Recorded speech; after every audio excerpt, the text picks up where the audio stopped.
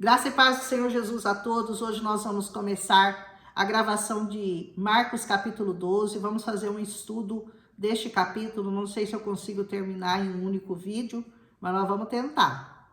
Então Jesus começou a lhes falar por parábolas. Por que Jesus fala por parábolas? Você já pensou nisso? Eu tive pensando esses dias em como eu poderia explicar o meu entendimento sobre por que Jesus fala por parábolas.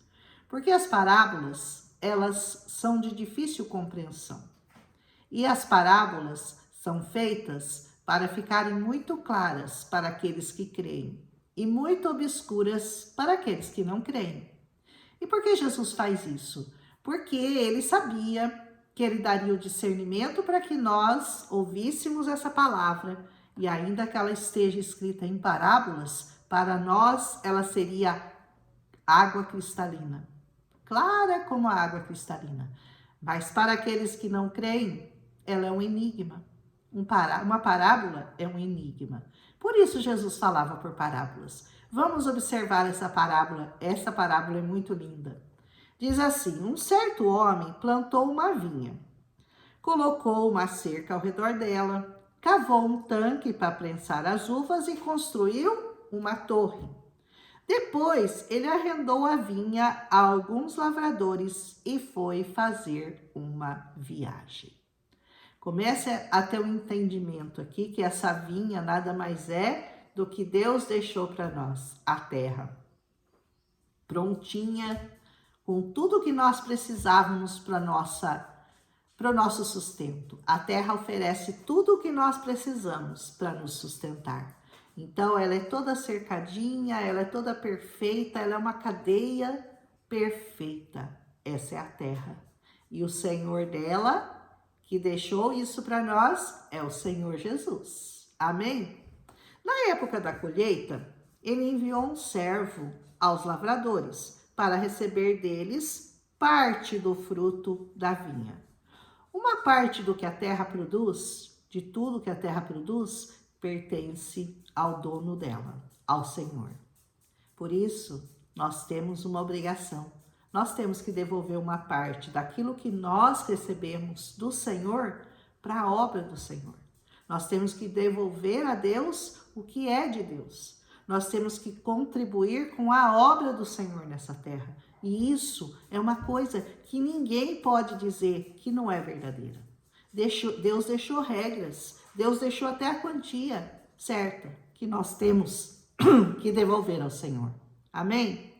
Mas o que eles fizeram? Eles os agarraram e espancaram e o mandaram embora de mãos vazias. O que os judeus faziam com os profetas que Deus mandava?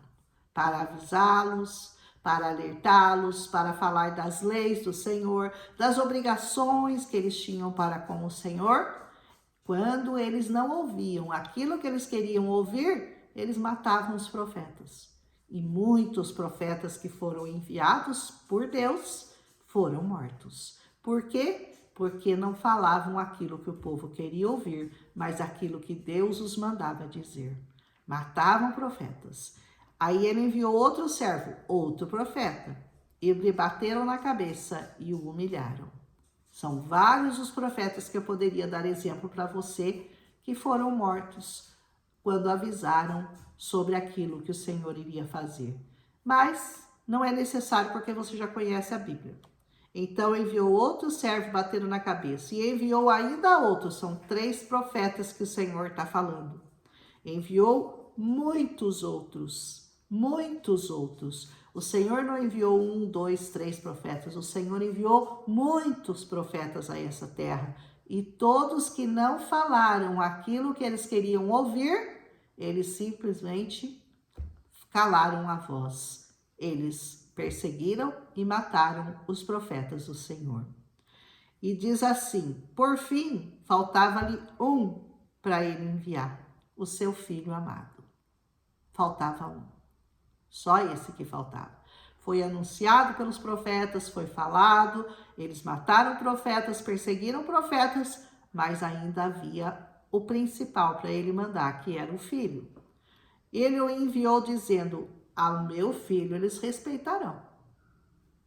Mas os lavradores disseram uns aos outros: esse aí é o herdeiro? Venham, vamos matá-lo, e a herança será nossa. Assim eles os agarraram, mataram e lançaram para fora da vinha.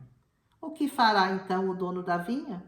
Ele virá e matará aqueles lavradores e dará a sua vinha a outros. Essa terra será dada àqueles que amam e que guardam essa palavra. Essa terra será um dia dos justos, somente dos justos. E todos aqueles que perseguiram, mataram profetas e mataram inclusive o filho do dono dessa terra, hão de pagar. Eles não herdarão essa terra. Essa é a palavra do Senhor. Isso é o que eu entendo nessa parábola. Vocês nunca leram essa passagem da Escritura? Diz: a pedra que os construtores rejeitaram tornou-se pedra angular. Quem é a pedra que os construtores rejeitaram? O Senhor Jesus. Quem são os construtores? Aqueles a quem foi anunciado essa palavra, os judeus. O que eles fizeram com a pedra angular? Rejeitaram, mataram, não aceitaram. E assim continua essa palavra. Isso vem do Senhor, ele diz, e é algo maravilhoso para nós. Então, aqueles que estavam ouvindo essa parábola começaram a procurar um meio de prendê-lo, porque perceberam que era contra eles que ele havia contado aquela parábola. Quem estava ouvindo? Os escribas, os fariseus, os líderes daquela época, os sacerdotes, todos aqueles que tinham o domínio do povo sobre eles. Mas eles tinham medo da multidão, só por isso não mataram Jesus na mesma hora, por isso o deixaram ir embora. Jesus tinha uma coisa a favor dele, a multidão, que ainda o protegia, que ainda o seguia, que ainda acreditou nele. E essa multidão nunca deixou de seguir ao Senhor, nunca deixou. Ela foi só aumentando, e hoje ela alcançou todas as nações foram alcançadas por essa palavra, por essa multidão.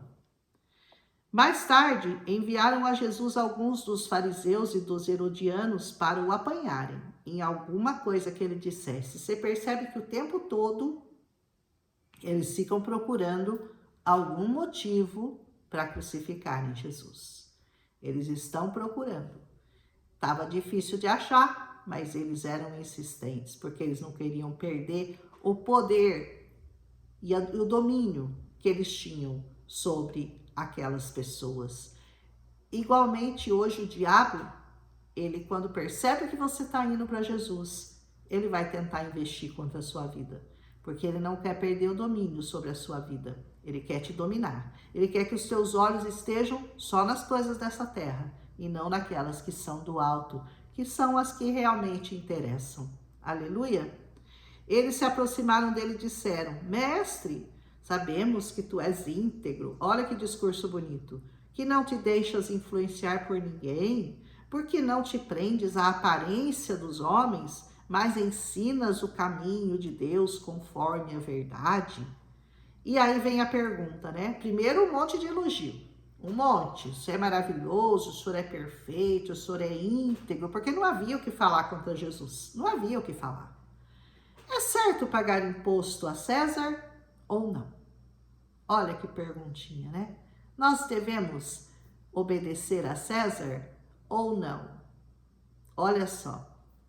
Devemos pagar ou não? Mas Jesus, percebendo a hipocrisia daquela pergunta, ele fez outra pergunta. Como eu digo, Jesus sempre responde a pergunta com outra pergunta. Sempre. É um padrão. Quando eles tentam encurralar Jesus, Jesus é que os encurrala. Eles fazem uma pergunta difícil para Jesus e Jesus manda outra muito mais difícil para eles responderem.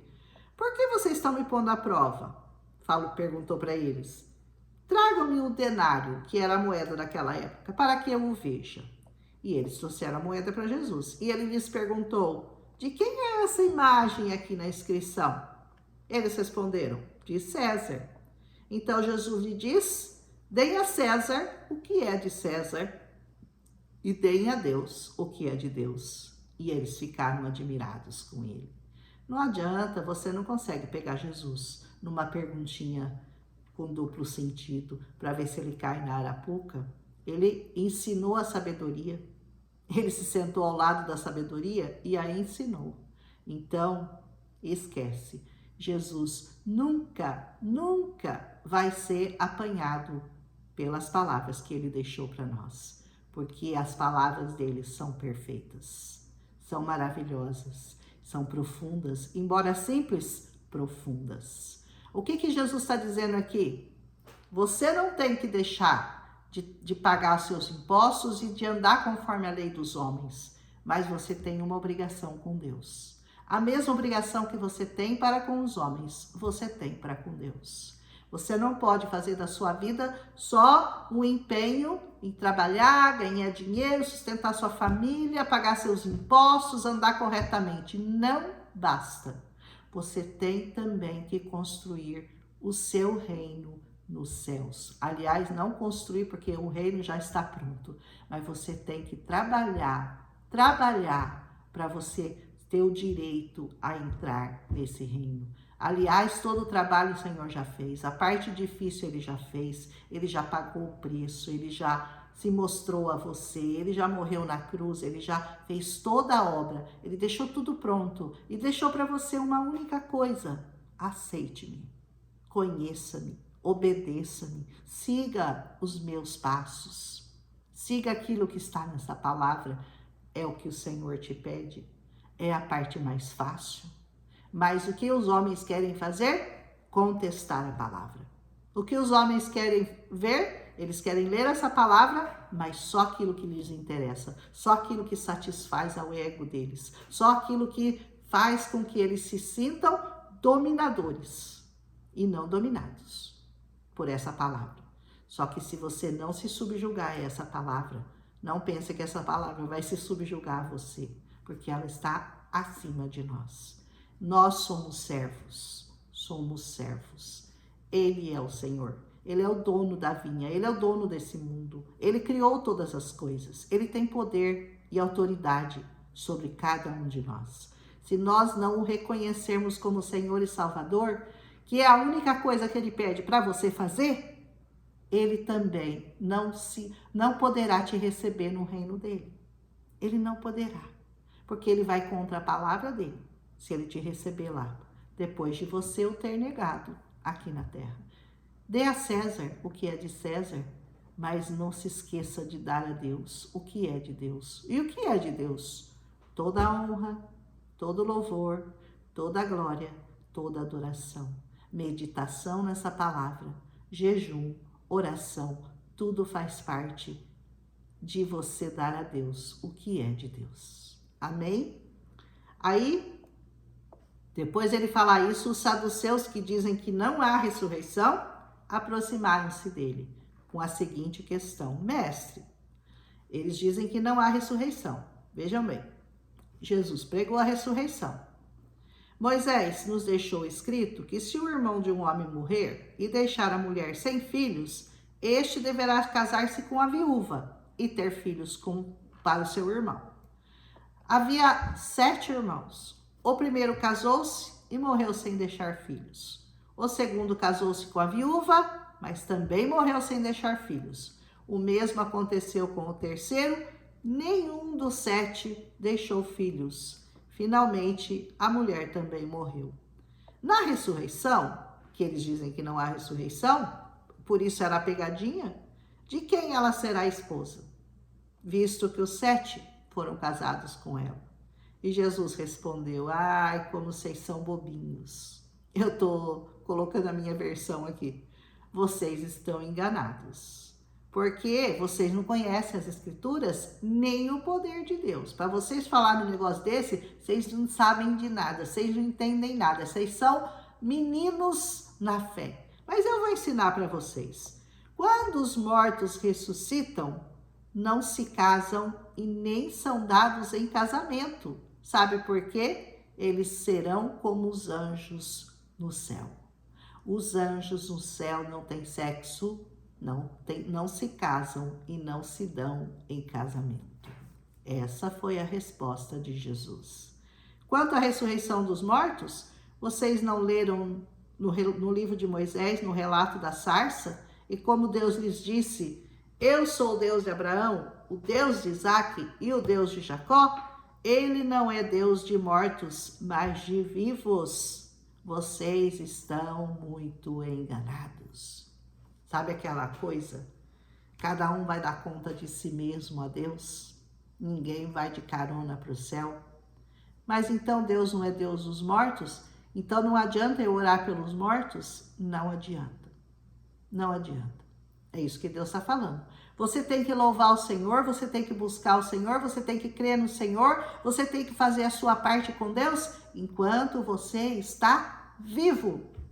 Porque depois que você partir dessa terra, só resta uma coisa para você: julgamento por aquilo que você fez ou deixou de fazer.